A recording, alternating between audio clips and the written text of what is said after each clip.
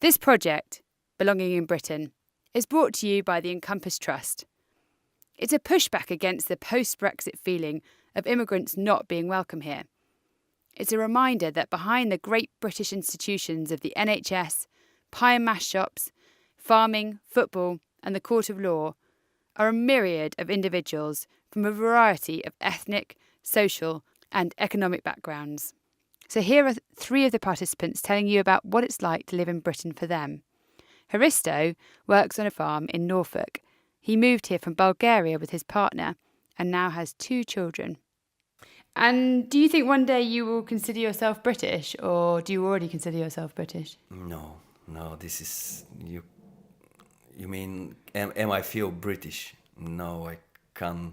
I just been, I'm just nearly 4 years full time here, and still I'm Bulgarian, and I can't feel. I don't think I have to forgot my roots really. I like my roots and I like my country and I like this country as well, but I think everyone one day is the best if can work and travel wherever he like. And what was life like in Bulgaria compared to here? It's a lot different. The big hassle there, I can say, is to find a job what you can live in normal standard, let's say. I know the living cost here in England is quite expensive as well, but the wages are a lot better, and you feel like a bit more sure. If you work, you can pay everything and live a bit normal. And then there's Kiki, who's part of the Hackney women's football team, the first totally woman-run team. And in 1986, when it was formed, it was also the first out lesbian team in London. Just a bog-standard white girl from Essex. That's pretty much where my family are from. Not that I've looked into the archives of the Maddox family, but that's pretty much born and bred there. So I think I'm just your average person, really. And Ali, whose father moved from Iran when he was a teenager and later met Ali's mother, who is Welsh. Ali was born in Wales in the late 1970s. This is what Ali has to say about being British. He's an immigration lawyer based in London. I think it's difficult for anyone to capture it, the essence of it. But I think maybe at its core it means having freedom, actually. People are not persecuted in this country. It is not a corrupt country. It may be many things, and there are lots of problems with it. But when you have the freedom to exercise basic fundamental rights and not be hurt by the state, and that you can get protection from the state in most cases, that is really the one thing I think that marks out Britain that is a hallmark of this country, I think. Sometimes it only becomes clear when you compare it to somewhere else in a way, isn't it? Exactly. And I think because of the nature of the work I do, I represent people who come from states where they're persecuted. And it's, an incredible thing to hear people's stories where they're talking about, police officers torturing them. That would not happen here. They do bad things sometimes, but, not systematically. No, exactly. Part of the reason for putting this project together was the climate we found ourselves in following the Brexit vote. Here's Kiki. It's a bit of a horrible reality, yeah. It is, yeah. So moments like that, I think, are quite scary, because I think it can allow people to kind of revert back to times in history where we've maybe had that outlook, and you kind of shut the door on anything different that doesn't look like you or reflect you and the way you think and feel. So I don't want to know you, I don't like you. Whereas actually you should go, oh, you don't look like me, you're not like me, so I could probably learn something from you.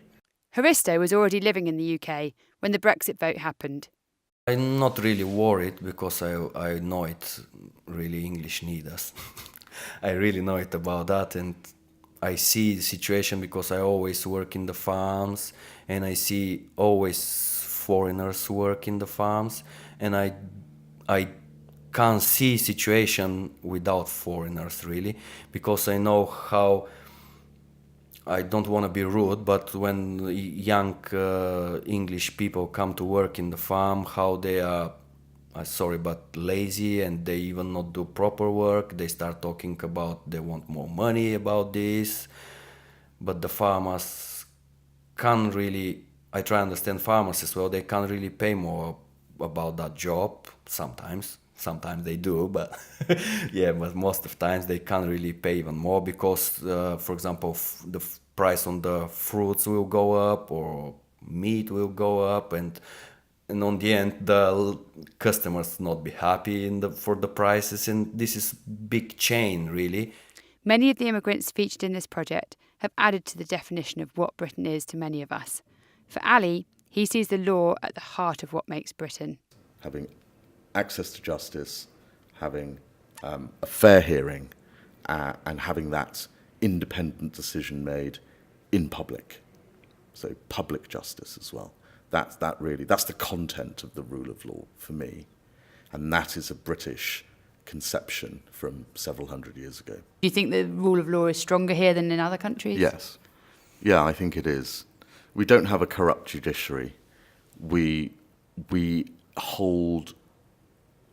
take very seriously those 3 or 4 things I just listed. And we treat them as fundamental constitutional rights. They're not written down, but if you need access to a court, an independent decision made by a judge, you can get it. And you will not be denied that. You should not be denied that.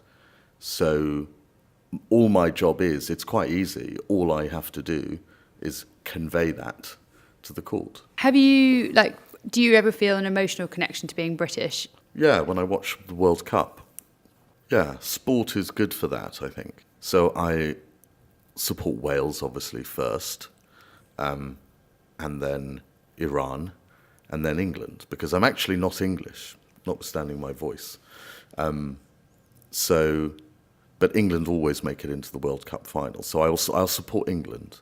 So I feel very proud when our lads do well. That royal wedding, I mean, I wasn't that fussed by it. I mean, don't get me wrong, Meghan's gorgeous. I've got a lot of time for Harry. I think he's brilliant.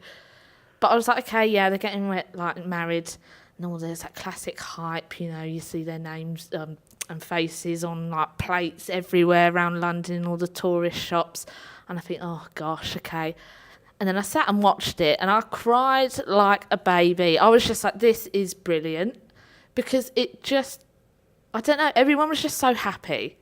And that doesn't happen that often, I think, in this country. I think we're quite morbid sometimes. Obviously, we've got Brexit and a few other things going on, and I just think it's quite negative a lot.